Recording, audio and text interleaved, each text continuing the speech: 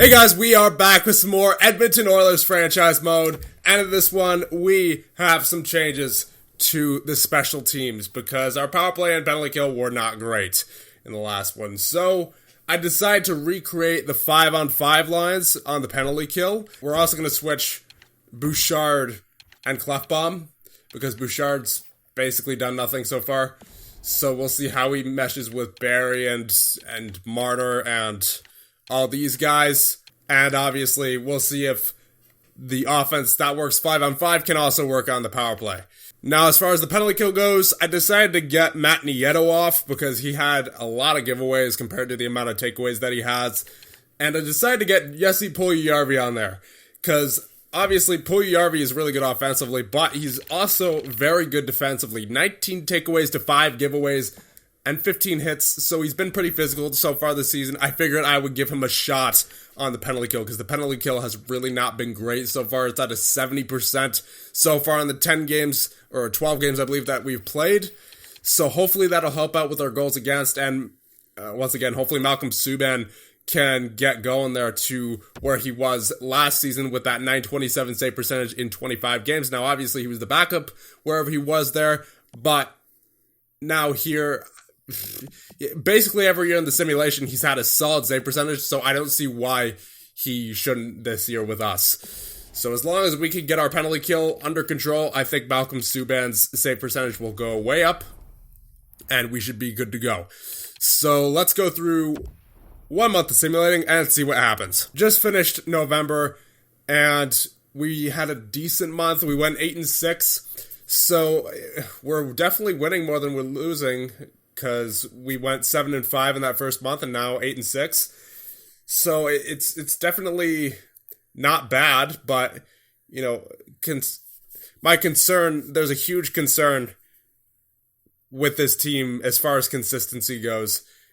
It's just because, as you see here, 2-1 win against Carolina, and then you have a 5-1 loss against Washington, and then a 4-3 loss against New York, a 6-4 win against Anaheim, a 6-0 win against LA, a 3-2 loss against Winnipeg, a 7-2 win against Chicago, a 4-3 loss against Vancouver, 4-3 loss against Detroit, a 4-3 win against Nashville, a 5-4 win against Calgary, a 5-2 win against San Jose, then a 3-0 shutout loss against Chicago, and then a 3-2 shootout win against Buffalo. So, and Buffalo's a very good team.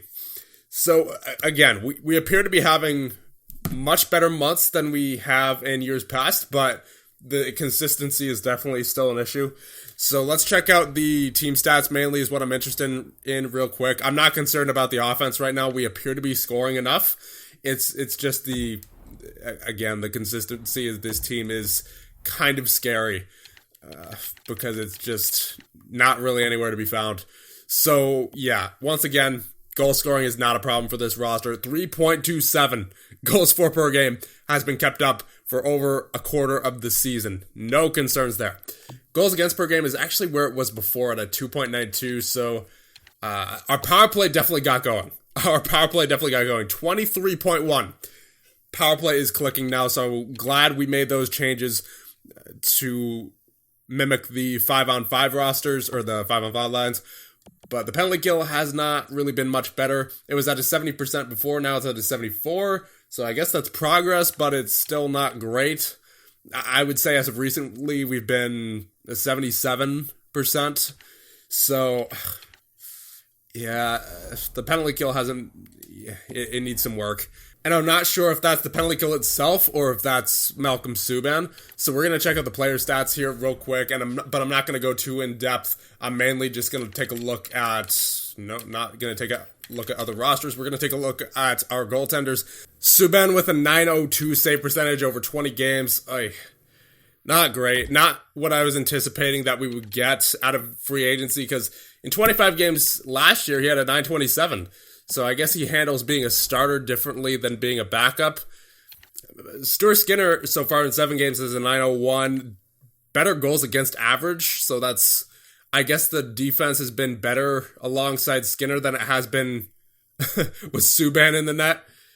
We'll go one more month with our current setup, and if we have a losing month, then we might have to consider trading for a legitimate starting goaltender who can take us into the playoffs, because I'm not having a losing season this year.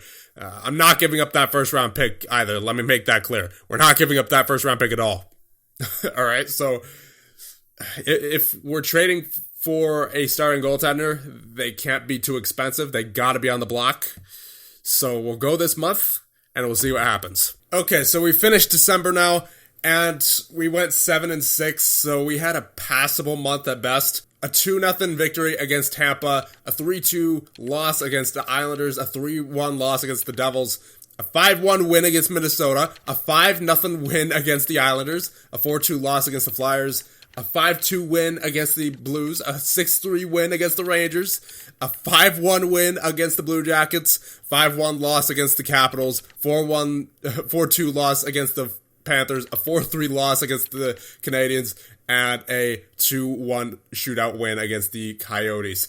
We're seeing some better defensive efforts, for sure, and we have definitely had the goal scoring this year. There's no question about that. I think we've stayed consistent with above 3 goals for per game the entire season. It's just a matter of what is happening defensively and consistently. And Malcolm Subban's actually up to a .911 save percentage. He was at a .902 before, so I'm going to trust that that's like a .920 as of late. So, or at least like a .917. I would say Subban is finally starting to heat up, and that our defensive core, these guys. So Bouchard and Byram are not out of control this year in terms of their plus minus.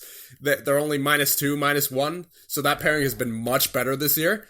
Nurse and Larson, -6, -5. That's not great, obviously, but it definitely could be worse with some of the poor defensive performances we've had. Not as of recent. As of recent, it's been much better. But I still don't like the inconsistency when it comes to the lack of wins on this team. It just seems to go back and forth, back and forth, back and forth. So, yeah, the first line is just doing phenomenal. I mean, they're all point per game. I'm not even touching that offense because it's been working. What's concerning me, once again, is just the lack of consistency. Even Subban seems to be finally turning it on. So I'm wondering about the consistency of our defense. Ryan Dzingel with 15 goals. Stasny with 12 points. Yamamoto with 17. So he's doing better so far this year than he was last year. I mean, obviously last year he was on the fourth line. So he's on pace for about, I would say, 35 points. So that's a good season for him, for sure. Especially without power play time. Kara, Shore, and Nieto, -6, -7, -10. So maybe that fourth line is something we look at as far as defense goes. Maybe think about trading Nieto, because last we checked, his defensive ratios weren't great. Shore's is good. What about Nieto? Yeah, he's still not great. So we might want to look for a replacement for him. Kara, he's been decent so far too. So maybe, again, I think Nieto should be someone we consider replacing. So we're going to take a look around the league here for some of the best takeaway to giveaway ratio guys who we can realistically trade for. So Crosby, Gaudreau, we're not getting any of these guys. I mean, we obviously already have Puljujärvi, who's at the top of the league. So Casey Cizikas is the first reasonable player I've seen here. And it might help us out too, because Devon Shore, at least last we checked, was struggling on the faceoffs. Cizikas is at least reasonable at that 51.54. And he's got a pretty good ratio, 32-27. And his pass ratios, most of his pass ratios have been pretty good too, including last year's. He's physical. So Casey Cizikas actually might be someone who I want to trade for. So let's go after him, see what he might cost. And I wouldn't imagine he'll cost much. He's a top 9 forward, 2 years left on his deal, 1.8. So we could definitely afford him. Going the other way, obviously, would be Nieto. And they want Nieto too, so that's good. They'll take his salary as well. So if we just include something else in there, maybe I'm thinking our third could go the other way. Or maybe we give up a goaltender. do we have a goaltender to give up? There's Stasiak and Skinner. Definitely not trading Barron in this instance. There's Rodrigue, who we could trade. So maybe Rodrigue and Nieto to the Islanders for Cizikas. Would that work? Proposed trade? So we're slightly off here. So I'm going to take Rodrigue off, and I think we'll put the third on there for this year for our third. So Nieto and a third for Cizikas. That'll go through. So I think that trade's worth it. Obviously, I would have liked to keep the third round pick, but I think for this year, especially, Cizikas is much needed, given that Shore, at least at last checked, wasn't great on the faceoffs. Yeah, he was at 47.54. Now, Shore is good with the takeaways, the giveaways. That's why I kept him.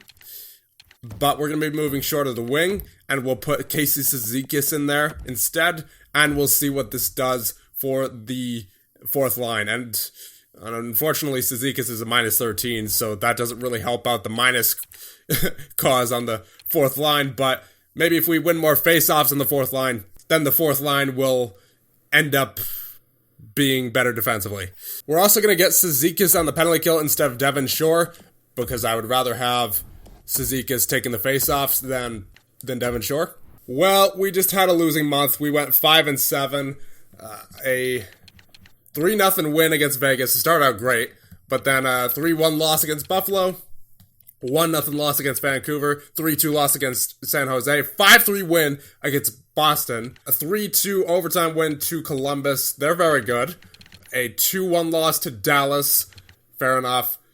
A 2-1 win against the Senators, a 5-1 loss to the Jets, a 3-1 win against the Flyers, and then a 5-3 loss against the Penguins, and a 2-1 loss against the 1926-4 Colorado Avalanche. So, the inconsistency with this team is infuriating. It really is.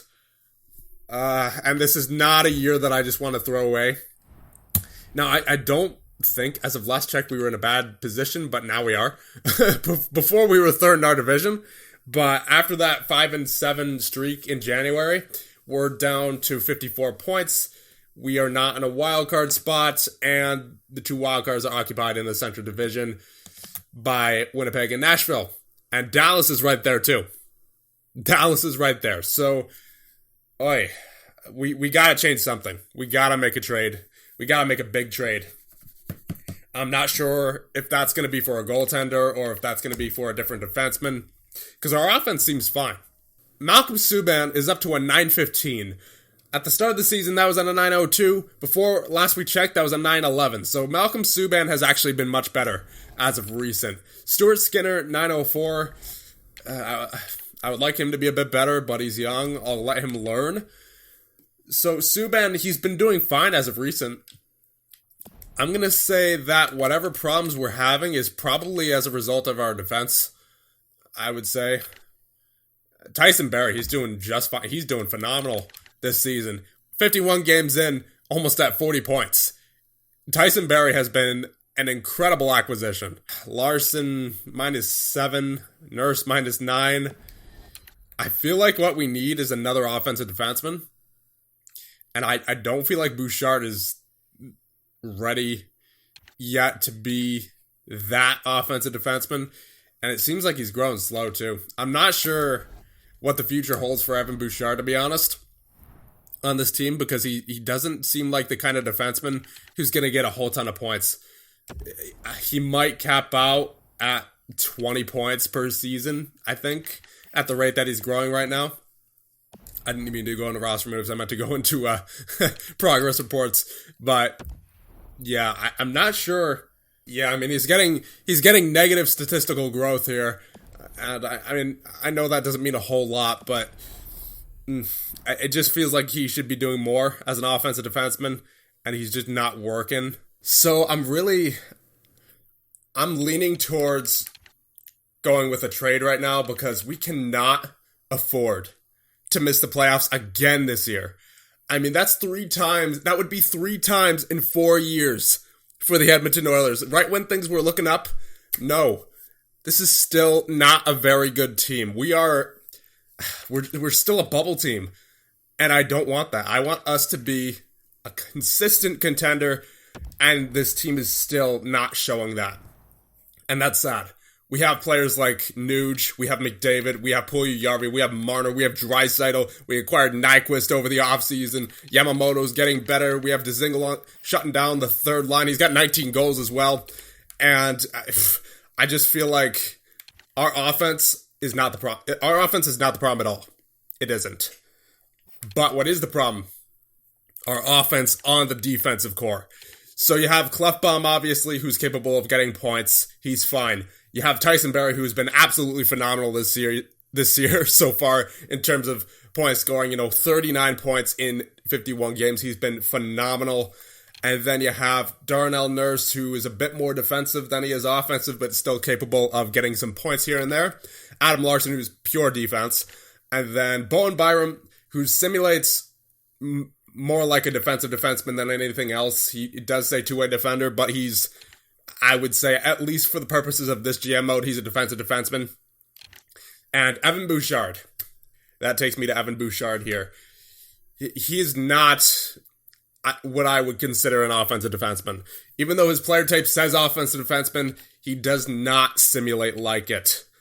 As his offensive awareness is only at 82, that needs a lot of work before it even becomes respectable, to the point where he's going to be getting 25-point seasons. I see Bouchard as like a 15 to 20-point guy as of right now, because he's just, in the 133 games that he's played so far in the NHL, he has 18 points.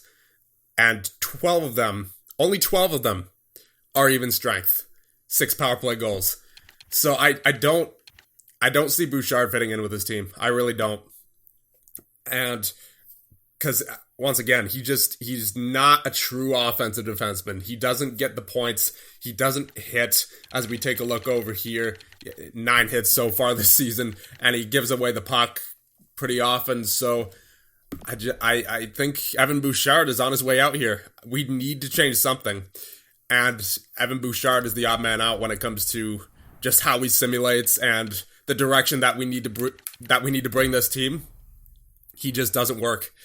And I don't see him working out anytime soon, especially with that 82 offensive awareness. If he ever becomes that offensive defenseman in this save file, it's going to take him a long time. And we can't afford to be waiting that long. So we're going to be making a trade, once again, to the San Jose Sharks. And no, not for Burns, not for Vlasic. I have no interest in those old guys with huge contracts. But we are going to be giving them Evan Bouchard. And we'll also be including Ryan McLeod. Because McLeod, he's a fourth-line forward. I personally, he might be able to do something in the NHL. But he did have a slow growth year this past offseason. And I just, you have to give up something to get something. And we're definitely getting something here back from San Jose. Now, we're going to be getting back Marcus Sorensen, first and foremost, as some depth, because he's got that $0.965 million salary. He's very cheap depth. I figured we would pick him up in this deal. Now, the main piece, coming back the other way from San Jose, is another defenseman. It's an offensive defenseman, Ryan Merkley. He's an 82 overall, top 6 defenseman, but look at those points. 28 points so far in 50 games played. And he's younger than Evan Bouchard. He's the same handedness. He's right-handed. Much, much better offensively. He's got a 91 offensive awareness. That's the difference between Ryan Merkley, like a true offensive defenseman, and then Evan Bouchard, who's clearly not capable of getting points in the NHL right now. And we're doing this straight up. Bouchard and McLeod from Merkley and Sorensen. Now, obviously, the main attraction here for us is Ryan Merkley. But honestly, let's be real. If this deal was made in the actual NHL, this would be considered highway robbery by the Edmonton Oilers on the San Jose Sharks. Because Merkley, once again, he's on that minor league contract or entry-level contract, and he has 28 points so far in only 50 career games. Now, of course, he doesn't hit. You don't expect him to as an offensive defenseman. But if you compare that to Bouchard, it's just, there's no comparison. Ryan Merkley, in 50 career games played, already has more points, 10 more points, than Evan Bouchard does in 133 games. And it's not like Bouchard hasn't been on the power play either. He's gotten all the opportunities in the world on the power play. He's been on the power play since day one, pretty much ever since he entered in the NHL. He's been on the power play, and he hasn't done much. So I don't see it out of Bouchard. And once again, McLeod, he could be something, but you gotta give up something to get something. And Ryan Merkley is definitely something we need. I feel like this is honestly fleecing, even though the value is in the favor of the San Jose Sharks. Like, this is, let's be real. This is a fleece. This is absolutely a fleece. A unproven offensive defenseman and a AHL player as of right now. I mean, he could potentially play in the NHL once again, yes, but he's got that low top six. He's already 22 years of age. I don't see him growing much more than what he is right now. This is absolutely a fleece for Ryan Merkley. So let's at least include like a draft pick or something. Let's include a fourth in there, because this is absolutely robbery of the San Jose Sharks. So Bouchard, McLeod, and a fourth for Merkley and Sorensen. Will it go through? Yes, it absolutely will. They're going to be cheering in the streets, apparently. The game says that, but is it really a fleece in favor of the San Jose Sharks? No, it is not. It is a fleece in favor of your Edmonton Oilers. Welcome, Ryan Merkley, to the Edmonton Oilers. So the back end looking much stronger offensively.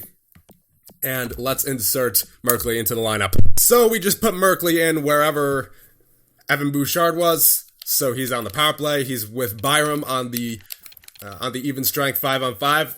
He's not on the penalty kill, of course. So Ryan Merkley, hopefully he could do something for our power play, bud. I mean, obviously our power play was good in the first place, but now it'll be even better with Ryan Merkley there with that 91 offensive awareness, 28 points already on the season. So hopefully he can do something to really affect our simulation in a positive way. And I think Ryan Merkley is honestly what we needed. So just as a reminder, before we continue the simulation, this month right here was barely a winning month. We went 8-6 in November. December was also once again a barely passable month, 7-6 in this month. And then this past month, January, we went 5-7. This was a losing month. So we're 27-24 right now.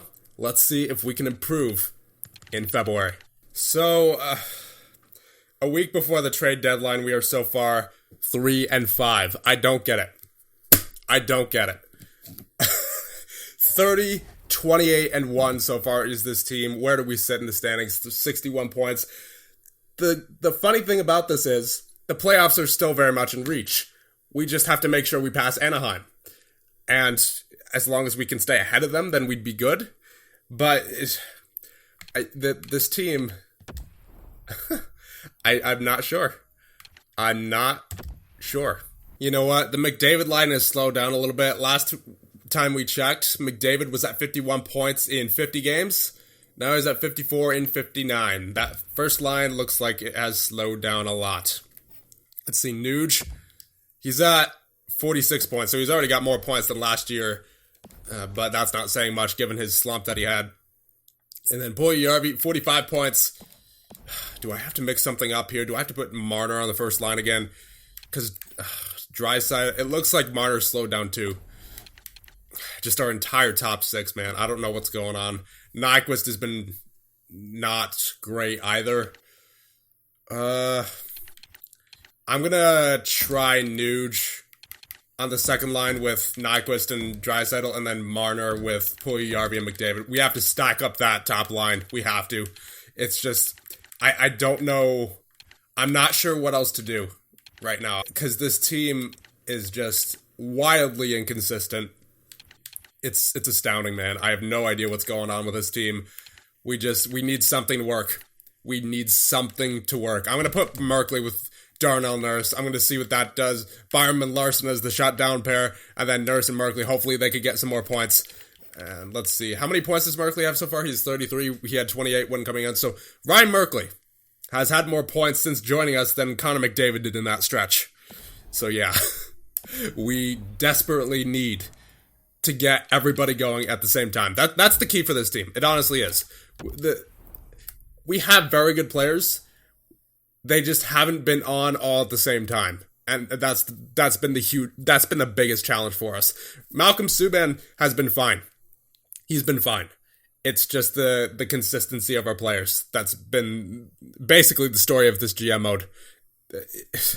So with those changes, let's go up to the trade deadline. Hopefully we see 3 more wins here and then another one against Calgary. So technically 4. If we're not 34, 28, and 1 at the trade deadline, then I'll be very worried for this team. I will be. 5 and 7 again with this team. I don't get it, dude. I don't get it. Oh, this team. 5-3 win against the Winnipeg Jets. Then a 1-0 loss against the LA Kings. A 5-3 loss against the San Jose Sharks. And then a 1-0 win against Calgary. We're just so wildly inconsistent. It's just not funny. It's not funny anymore. I don't get it. We tried training for Ryan Merkley, and it looks like he's worked out so far. What's he at so far? He's at 34 points. He had 1 point in that last stretch. 6 points in total for us so far. He hasn't been terrible. Honestly, he's been better. He was better in that stretch, in that one single stretch, than Evan Bouchard was all season. So I really can't complain about Ryan Merkley. Everybody else, though, I feel underwhelmed by this team, 43 points for Tyson Barrie. That's good. 48 for Puljujarvi. 48 for Nuge. 58 for McDavid. This team just needs to get going. I think Nyquist has been very underwhelming. He might be someone who we think about trading at the trade deadline because he honestly hasn't been impressive. I feel like he just doesn't really work on this team. So I think he's someone who we should look to move. Dzingle's been fine. He has 21 goals on the third line, 28 points. That's fine with me. Yamamoto, 25 points. He's getting it done, it looks like, so far. 88 offensive awareness. He has a good future. Oscar Klefbom, 23 points. Nurse, 18. Shore. All these guys down here. What we also need is a real third-line center as opposed to Paul Stastny, who only has 14 points. But the problem is the cap situation, We have to keep that in mind when looking for new players. Do I put Nuge on the third line? That might be something we have to consider again. Let's check out the team stats. Let's see where we're struggling. I mean, it seems like we're just struggling everywhere now because of the lack of success. But at last we checked, our goal scoring isn't bad at all. Okay, it's actually dried up recently. We were well above a 3 before. Now we're at a 2.78. Below Arizona. Not what you like to see. Goals against per game, that's gone down a little bit. Actually, we're the best in our division now for goals against per game. So I guess our defense has been better. 19.1 power play. Not the greatest. The penalty kill has been terrible. 73.9. Okay, so we got to change the penalty kill for sure. I think we need a different offensive play. We need a different top 6 winger other than what's his name? Gustav Nyquist. Again, Nyquist has not really worked out too well. Maybe we consider putting Nuge on the third line. Subban's been fine. He has a .918 save percentage. Remember early on in the season, he had that .901, .902, whatever it was. So he's done fine. He's been fine. It's just the offensive consistency, and that's really about it, to be honest. Yeah, the offensive consistency is what's killing us. You guys got to let me know. I'm done guessing with this team. It's not looking good. Again, it is not looking good. I hate to say that, too. I'm glad we kept our first round pick. That's for sure. I'm glad we kept that first this year. Because, once again, this team just proves that it's so inconsistent. The only thing that's consistent about this team is the inconsistency. This might be the third time in 4 years that the Edmonton Oilers don't make the playoffs. I mean, we're very close to a playoff spot. We're behind Anaheim by 1 point. And they have a game in hand on us, but that's not much. That's a 3-point difference, So I feel like we can still make the playoffs, but there's also a pretty good chance we won't, given our simulation right now, just because it's like 32-30-1. This team is frustrating. This team is very, very frustrating. And you guys have to help me out here. What do we do? What do we do with this team? We're going to go into the trade block, see who's available, because it's just, I don't get it. So remember, for us, trade options could be Nyquist, Stasny, but I also don't want, the problem is I don't want to give up too much of the future, you know?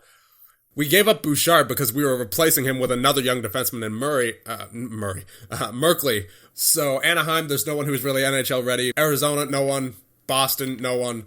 Buffalo, no one NHL ready. Calgary, there's Frolik, there's Giordano, there's Pajot. No one who's really going to affect the simulation too greatly.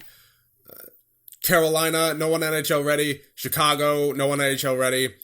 Colorado, no one NHL ready. Columbus, no one NHL ready. It seems to be the same for most of these teams here. Mike Hoffman's available. Mike Hoffman. He's on the same contract like as Gustav Nyquist, so maybe Hoffman. He's a playmaker for sure, although he does get 30 goal seasons in the simulation, so he definitely isn't bad there. He's got a good ratio. He's physical in the simulation as well.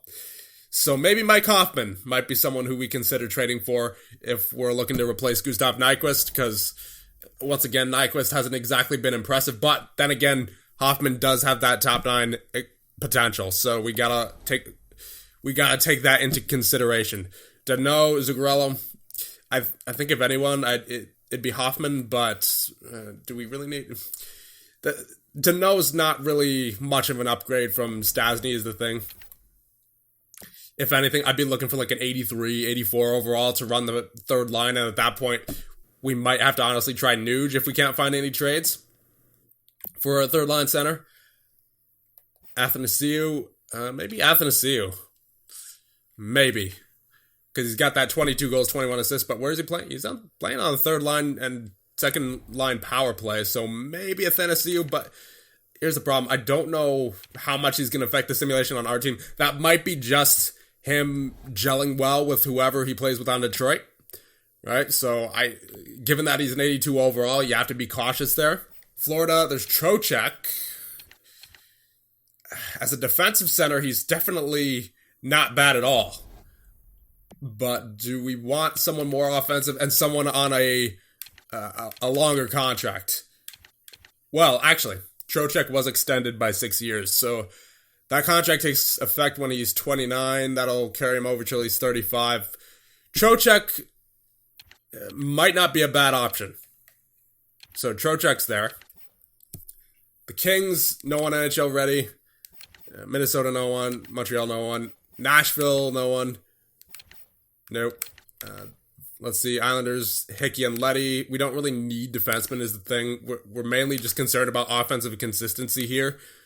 Motzko, Pitlick, Perron, no. Foot, no. Rochat, no. No one NHL ready. Vancouver, no one. Vegas, no one. Winnipeg, no one. And we're back to Anaheim. So, you guys got to let me know. Because again, this team is extremely frustrating.